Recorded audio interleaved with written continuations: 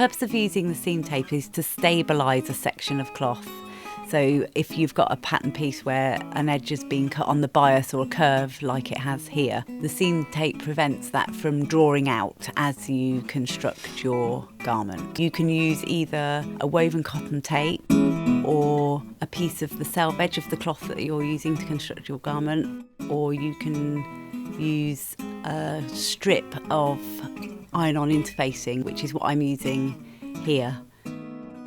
So when you're stitching the seam tape in place, you need to stitch it at 1.4 centimetres in this instance. So basically just within the seam allowance, so that when you construct the garment, you won't see the stitching that has attached to the seam tape. The seam tape needs to be trapped when you stitch the two pieces of the garment together. If you're ironing the tape on, it will just reach the 1.5 centimetre seam allowance. So it's important to accurately pin it in place before you stitch it or iron it onto the garment.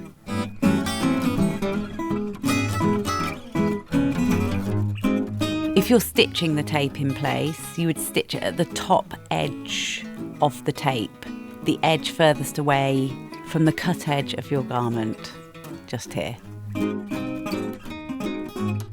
I've ironed mine in place, but if you're using seam tape that needs stitching in place, here's where the stitching would be.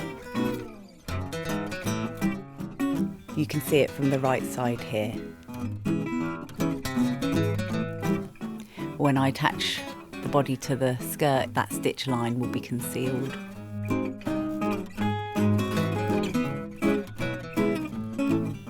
You can see it's nice and stable.